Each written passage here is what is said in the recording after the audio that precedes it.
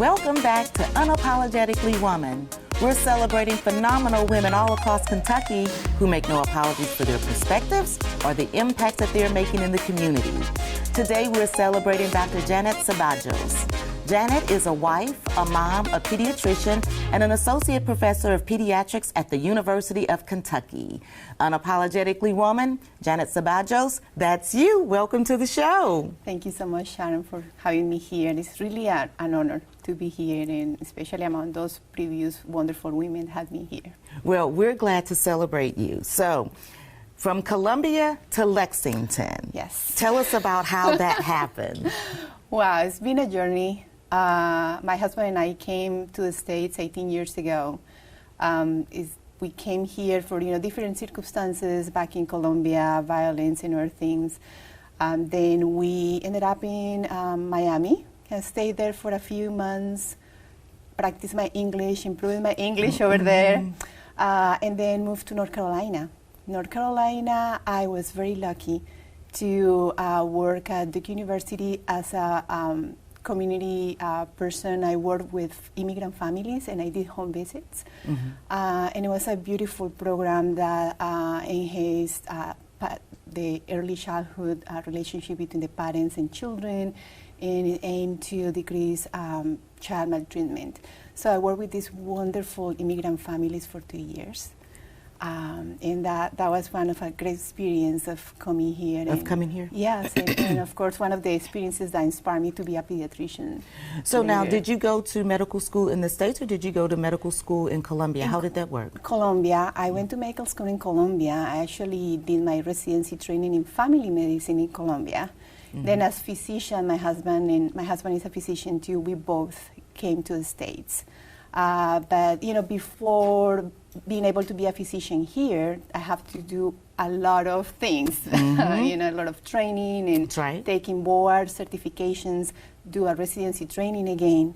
So in between that gap, then I work in North Carolina and Durham, North Carolina. Well, while you were trying to get your English refined, how did that play a role in your preparation for everything that you would have to do for medical school here? Yes, absolutely. Yeah. Was it a challenge, a barrier? Well, I was a challenge in the sense that I have to be focused just on that. Right? It was 6 months and we just wake up in the morning, study classes until the night to be able to communicate properly, because without that was the first challenge and barrier. Without having a proper English, I couldn't, continue with my goals of becoming a physician here. Wow, that's a lot for someone to take on. So what is your specialty? So I'm a pediatrician, and right now I work at the teaching clinic at General Pediatrics at the University of Kentucky, and I run a Hispanic clinic. Tell us about that. Yeah, so a few years ago, I've been a pediatrician for the last 11 years. And we know that our Hispanic community has been growing exponentially over the last year, especially the last decade. So we didn't see a specific pediatric medical home for our Hispanic community here. And besides being a pediatrician, I'm Hispanic, I'm Latinx, I'm bilingual. So decided to start a clinic, especially for our Hispanic community. And because you care about the immigrant community a lot. Of course. Why is that important to you? Well, I'm an immigrant woman. My family and my children are immigrant children because they're born here, but both of their parents are from a different country. That's kind of the definition of what an immigrant child is. It's that any children whose parents, one or both, are from another country.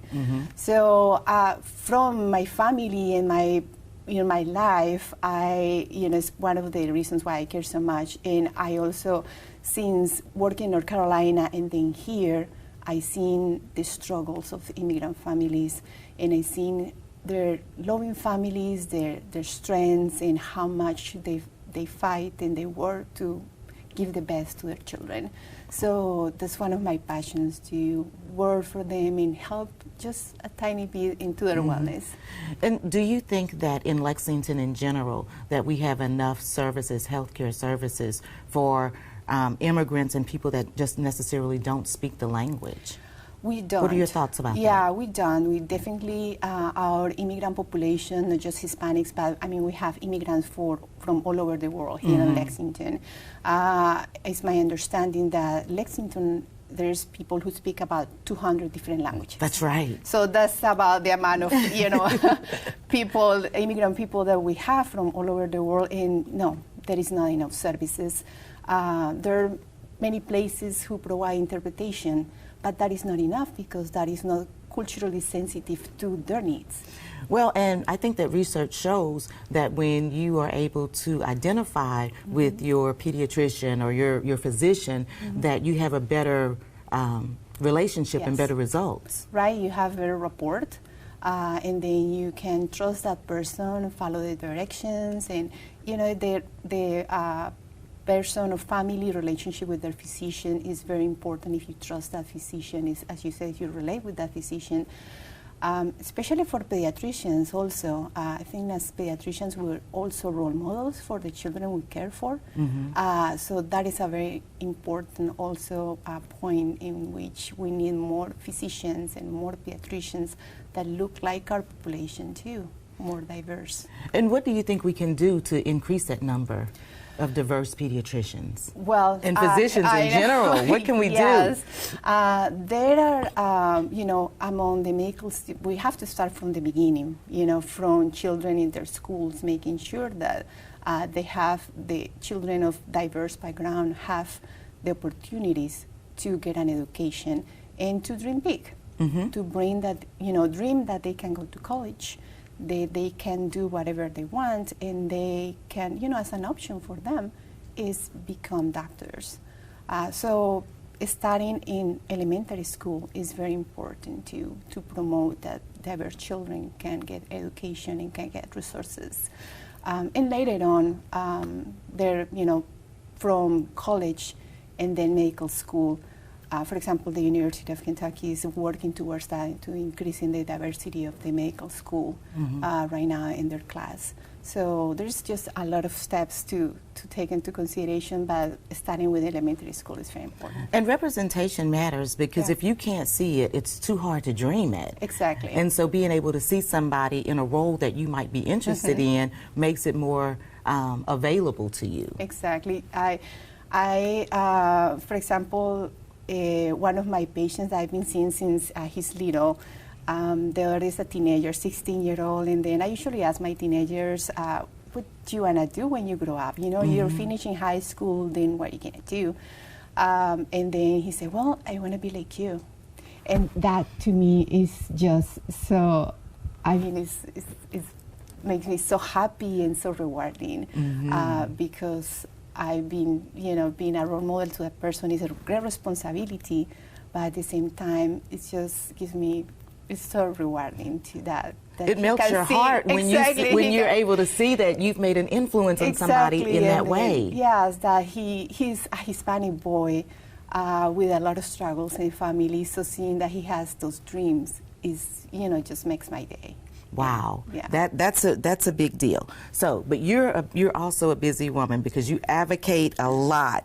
Tell me about some of the task force that you co-chair. Yes. So a few years ago, about 3 years ago, along with another wonderful immigrant Hispanic pediatrician from Louisville, Dr. Nota, we both created an immigrant health task force at the Kentucky chapter of the American Academy of Pediatrics, and along with other wonderful pediatricians, we work toward supporting our fellow pediatricians taking care of immigrant families. So we do different activities, educational, providing resources to them, and education toward, decreasing those barriers, stigmas, because we have to start by educating our own pediatricians, what are immigrants, what are the struggles they live with, what kind of resources they can provide. So we do a lot of that portion of education and providing resources. Hopefully, at the end, these pediatricians also have more resources to be able to take care better. And they care have a of better them. understanding Exactly. too of the patients that they're working with as well. Exactly. Yeah. But you also have a podcast. Tell me about that. You work on a podcast. Yes, I just have a lot of fun doing that. And it's I'm a primary care doctor. You know, I was being my thing. I was a family physician back in Colombia, and then I'm a general pediatrician here in the United States. So one of my daily passions is teaching, you know, educating, and just making sure that I can provide a little bit of education so that children and that family have a healthy lifestyle, can live better. So I do that with the podcast. So I do a health education podcast in Spanish. I was going to ask you. Yeah, it's in Spanish. And it is a cooperation with Global Lex. And we started a couple of years ago. We had 28 podcasts. So previously, I worked with Victor Palomino was our previous co-host. There was a change recently, and we have a new host. And so we started already brand new this year with Diego. And well, we're going to continue our work. Well, for people that are watching that might want to listen into that podcast, how can they get to the podcast? Sure. So there's podcast information, and every of the podcasts in there are posted in UK Healthcare website. So you just have to Google Clinic Amiga UK Healthcare, and then you can see all the services that Clinic Amiga provides. Clinic Amiga is the clinic that I provide for our Hispanic community. And then among those, there is a link for all the podcasts. Okay. So let me ask you something. Yeah. You are doing some great work, but you were also the youngest in your graduating class. Yes. That's a big deal. How did that happen? I started in school very early. My mom is a mathematician. She used to be a school teacher. Okay. So, but she was a single mom. So as a single mom, she didn't find who to live with. You know, she needed to work, but then she had a toddler. So one of the things that she took me to her school where she used to work and matriculated me there, and I started school very early. And I just went along year by year. And I ended up graduating from high school at 15. Wow. So, and you know, it was one of the things that I just kept going. In Colombia, you go to med school right after high school. It's a longer program, it's 7 years. Okay. So I started right at 15 in med school. And then I graduated at 22. So at 22, I was already a physician, a little crazy. That's young. Thinking about that. But it's, you know, being a physician is always what I dreamed when I was little. And I don't see my life without being a physician, I guess, because I've always been in medicine. But what made you want to be a physician? I was one of those kids that always was inclined to helping. So, you know, I made the decision to be a physician very early on. So right now I go back and say, well, I don't see my life without being one, right? Because I grew up being one. But kind of reflecting about being a child who really wanted to help others, I was the little kid who had the first aid kit in the classroom, and somebody had a scraped knee. I was the one who was, you were there with the Band-Aids, the first aid kit. Yeah, the science interested, you know, all kind of mesmerized me, all the human anatomy kind of thing. Yeah. You were all excited about all of that. Exactly. And I was dodging that. So tell me, how proud is your mom of you? I think she's very proud. And I'm also very proud of her. And she's been an example for me. You know, she gave me the opportunity for having an education. She raised me on her own. And I just saw her all her life working very hard. So she's been my example. Like if I want to get something, I need to have a goal. And if I have that goal, I have to work hard for it. Otherwise, you know, things are not free. Right. So you have to work hard for what you want. Nothing is going to come easy. No, and especially the things that are more rewarding to you are the ones that you have worked hard for. Mm-hmm. And so I'm assuming that you learned it from your mom and now you're sending it back to your 2 children. You've got 2 children. Tell me about those. Yes, so they're very kind and loving children. My husband and I think we're very lucky of having them. Mm-hmm. But yes, we are also very strict and loving, but strict in the sense that we expect from them big things. You have high expectations. Right. And we also ask them to do their best and to work hard. Mm-hmm. That's all you can ask of them. But Exactly. I like when you say you have high expectations and you don't lower them for them to meet it. So that's Exactly. great. Yes. I have enjoyed talking to you today. But before we go, for young girls or young women that might be watching and thinking, oh gosh, I'd like to be a doctor, what kind of advice would you give to them? So for all women, because I think even regardless your age, you can do whatever you want. But just set your goals. You have to have goals to be able to do something in life.